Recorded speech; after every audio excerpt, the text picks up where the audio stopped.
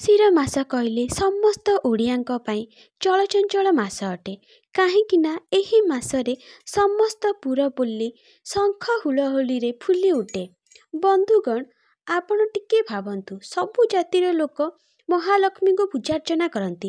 କେବଳ ଆମ ଓଡ଼ିଆ ଜାତିରେ ହିଁ ମହାଲକ୍ଷ୍ମୀ ମାର୍ଗଶିର ମାସର ପୁରା ମାସ ଧରି ପୂଜିତ ହୁଅନ୍ତି।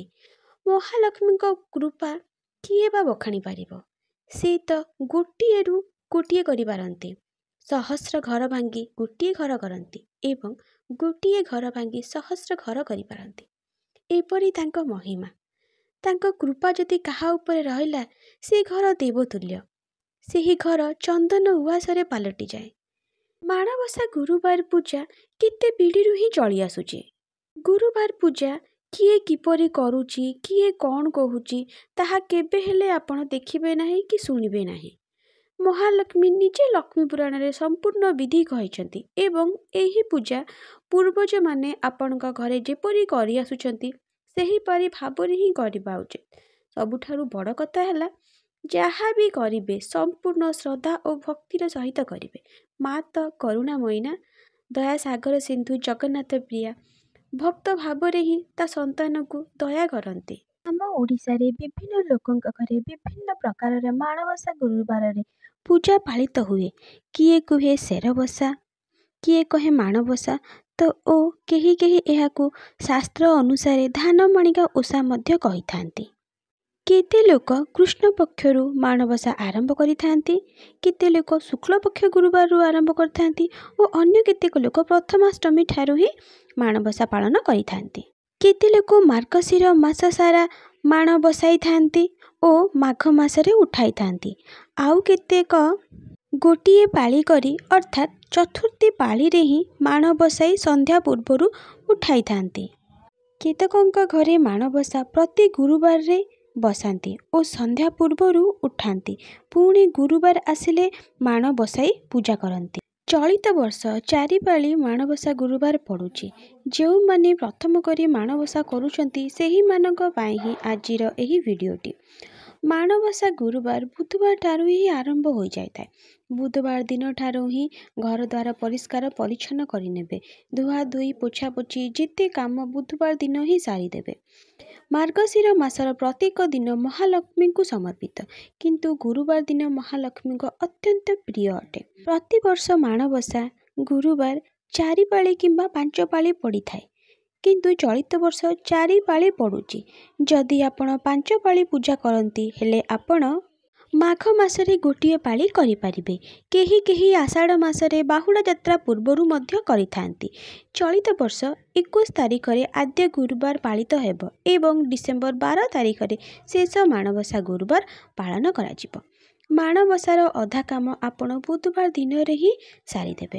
ଗୁରୁବାର ଦିନ କେବଳ ମାଣ ବସାଇବା ଓ ପୂଜା କରିବା କାର୍ଯ୍ୟ କରିବେ। ବୁଧବାର ଦିନ ମୁଣ୍ଡ ସଫା କରି ଧୁଆ ଶାଢ଼ୀ ପିନ୍ଧି ମାଣ ଧୁଆଧୋଇ ଓ ଅନ୍ୟାନ୍ୟ ପୂଜା ସାମଗ୍ରୀ ସଫା କରି ଥୋଇଦେବେ। ସବୁତକ ସାମଗ୍ରୀ ଯଦି ଆପଣ ବୁଧବାର ଦିନ ହିଁ ଯୋଗାଡ଼ି ରଖିବେ ହେଲେ ଆପଣଙ୍କୁ ମାଣବସା ପୂଜା ଠିକ୍ ସମୟରେ ସରିଯିବ। ବୁଧବାର ଦିନ ହିଁ ଆପଣ ଘରଦ୍ୱାର ଗୋମୟ ଜଳରେ ପୋଛାପୋଛି କରିଦେବେ। ରାତ୍ରି ସମୟରେ ଆପଣ ଝୋଟି ଚିତା ପକାଇଦେବେ। ପଦ୍ମଫୁଲ, ପାଦଚିହ୍ନ ଆଦି ପକାଇଦେବେ। ଆପଣ ଚାହିଁବେ ହେଲେ ଗୁରୁବାର ଦିନ ବି ଚିତା ପକାଇ ପାରିବେ, କିନ୍ତୁ ଆପଣଙ୍କୁ ଏହି କାମ ଶୀଘ୍ର ଉଠି ସମାପନ କରିବାକୁ ପଡ଼ିବ। ଯଦି ଆପଣ ପିଆଜ ରସୁଣ ଖାଇନଥିବେ ହେଲେ ମା'ଙ୍କୁ ଯେଉଁଠାରେ ସ୍ଥାପନ କରିବେ ସେହି ସ୍ଥାନରେ 16 କୋଟି ପଦ୍ମଚିତା ମଧ୍ୟ ଅଙ୍କନ କରିପାରିବେ। ତାପରେ ଆପଣ ମା'ଙ୍କର ଖଟୁଳି, ମାଣ, ସେର ଇତ୍ୟାଦି ଉପରେ ଚିତା ପକାଇ ରଖିବେ। ଆମ୍ବଡାଳ, ଦୁବ, ବରକୋଳି ପତ୍ର, ଦୁର୍ଲଭା, ବେଲପତ୍ର, ଗେଣ୍ଡୁଫୁଲ, ପଦ୍ମଫୁଲ, ସୋରିଷ ଫୁଲ, ଅଁଳା ଡାଳ, ମୂଳା, ଆଖୁ, ଗୁଆ ଇତ୍ୟାଦି ସଜାଡ଼ି ରଖିଥିବେ। ଗୁରୁବାର ଦିନ ଶୀଘ୍ର ଶଯ୍ୟା ତ୍ୟାଗ କରି ଛଡ଼ା ପାଣି ଦୁଆରେ ପକାଇବେ। ଭିତର ଓ ବାହାର ଝାଡ଼ୁରେ ଖରକି ଦେବେ। ଦାଣ୍ଡକୁ ବୁଧବାର ଦିନରେ ହିଁ ଖରକି ଦେବେ, ଯେପରି ଗୁରୁବାର ଦିନ ସକାଳ ପହଁରାର ଖଡ଼ ଖଡ଼ ଶବ୍ଦ ନ ହୁଏ। ତାପରେ ହଳଦୀ ଲଗାଇ ସ୍ନାନ କରିବେ। ସେଦିନ ସାବୁନ ଓ ତେଲ ଦେହରେ ଲଗାଇବେ ନାହିଁ। ମୁଣ୍ଡରେ ପାଣି ଧୋଇଦେବେ। ଗୁରୁବାର ଦିନ ଶୁକ୍ଳ ବର୍ଣ୍ଣ ଶାଢ଼ୀର ପରିଧାନ ନିଶ୍ଚୟ କରିବେ। ଏହା କରିବା ଦ୍ୱାରା ଐଶ୍ୱର୍ଯ୍ୟ ଓ ଧନ ସମ୍ପତ୍ତି ବଢ଼ିଥାଏ। प्रथमे बृंदावती पूजा, तापरे ठाकुर पूजा और तापरे जाई माणबसा कार्य समापन करिवे। पंच उपचार रे कलश पूजा स्थापन करिवे। प्रथमे 16 कोटी पद्म उपरे माँ को खटुली स्थापन करिवे। तापरे गोटिए पीढ़ा रखिबे। पीढ़ा न रखिले आपण सेठारे एक नाली रंगर सालुकना खटुली उपरे बिछाई सेर माण रखिबे। खटुली रे किछि धान देबे। ସେହି ସେର ମାଣରେ ପୂର୍ଣ୍ଣ ହୋଇ ତଳେ ପଡ଼ିବା ପର୍ଯ୍ୟନ୍ତ ଶୁକ୍ଳ ଧାନରେ ପୂର୍ଣ୍ଣ କରିବେ। ସେହି ମାଣରେ 3ଟି ଗୁଆ ହଳଦୀ ପାଣିରେ ଧୋଇ ଲକ୍ଷ୍ମୀ ନାରାୟଣ ସ୍ମରଣ କରି ବସାଇବେ। ତାପରେ ଶୁକ୍ଳ ଧାନ ବେଣ୍ଟି ଭଲରେ ଧୋଇବେ। ସେହି ମାଣରେ ନାଲି ଓଢ଼ଣି ଦେବେ, ଯେପରି ନୂଆ ବୋହୂଟି ମୁଣ୍ଡରେ ଓଢ଼ଣା ଦେବା ପରି ଦିଶୁଥିବ। କଞ୍ଚା ହଳଦୀ ବାଟି ମାଣରେ ମାଙ୍କ ଆଖିକୁ କଉଡ଼ି ସାହାଯ୍ୟରେ କରିଦେବେ। ସେହି କଉଡ଼ି ଆଖିରେ କଜଳ ଲଗାଇଦେବେ, ସିନ୍ଦୁର ଲଗାଇଦେବେ। ହଳଦିଆ ଗେଣ୍ଡୁ ଫୁଲମାଳ ଅର୍ପଣ କରିବେ। ମୂଳା, ଆଖୁ, ଅଁଳା ଡାଳକୁ ଠିକ୍ ଭାବରେ ସଜାଡ଼ି ରଖିବେ। ମାଙ୍କୁ ପଦ୍ମଫୁଲ, ସୋରିଷ ଫୁଲ, ଗେଣ୍ଡୁ ଫୁଲ, ଦୁର୍ଲଭା ବେଲପତ୍ର ଅର୍ପଣ କରିବେ। ଧୂପ, ଦୀପ, ଝୁଣା ଦେବେ। ବାଳ ଭୋଗରେ ଆପଣ ଛେନା, କଦଳୀ, କ୍ଷୀର, ଦହି, ମହୁ ମିଶାଇ ଭୋଗ ଦେବେ।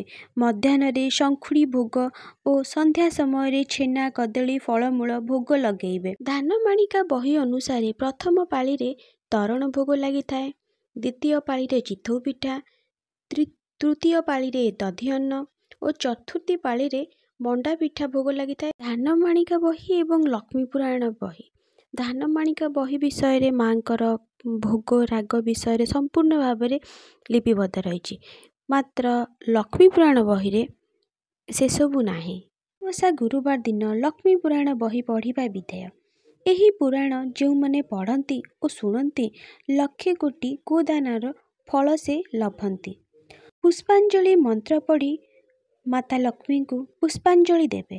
ମନ୍ତ୍ରଟି ହେଲା ନମସ୍ତେ ସର୍ବବେଦନାଂ ବରଦାସୀ ହରିପ୍ରିୟେ ମଙ୍ଗଳେ ମଙ୍ଗଳାବାପ୍ତି ହେତୁଂ ତୁଭ୍ୟଂ ଦଦାମ୍ୟହମ୍। ମାଙ୍କୁ ପୁଷ୍ପାଞ୍ଜଳି ଦେଇ ମାଙ୍କୁ କ୍ଷମା ପ୍ରାର୍ଥନା ନିଶ୍ଚୟ କରିବେ। ଯଦି ଆପଣ ଚାହିଁବେ 1 ମାସ ପର୍ଯ୍ୟନ୍ତ ମାଣ ରଖି ପୂଜା କରିପାରିବେ ଓ ମାଘ ମାସରେ ଉଠାଇବେ।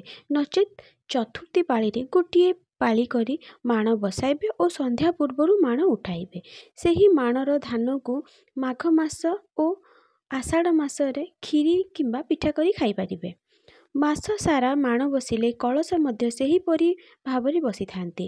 ପ୍ରତି ଗୁରୁବାର ଆମ୍ବ ଡାଳକୁ ବଦଳାଇବେ। ବଦଳିଥିବା କଳସରେ ଥିବା ସେହି ଶୁଖିଲା ଆମ୍ବ ଗୁଡ଼ିକୁ ସାଇତିକି ରଖିଥିବେ। ସବୁ ଗୁରୁବାର ଅର୍ପଣ ହୋଇଥିବା ଫୁଲ ଓ ସେହି ଆମ୍ବ ଡାଳ ଗୁଡ଼ିକୁ ପାଣିରେ ବିସର୍ଜନ କରିଦେବେ। ମାଣ ଧାନ ଓ ଧାନ ବେଣ୍ଟିକୁ ଭଲ ଭାବରେ ସାଇତି ରଖିବେ ଓ ଖଟୁଲି ତଳେ ପଡ଼ିଥିବା ଯେଉଁ ମାଙ୍କ 16 କୋଠି ପାଦପଦ୍ମ ଚିତା ତାହାକୁ ପୋଛିଦେବେ। ଯଦି ଭିଡ଼ିଓଟି ଭଲ ଲାଗିଥିଲେ ଭିଡ଼ିଓଟିକୁ ଲାଇକ୍ କରିବେ ଓ ଚ୍ୟାନେଲଟିକୁ ସବସ୍କ୍ରାଇବ୍ କରିବେ। ଜୟ ମା ଲକ୍ଷ୍ମୀ।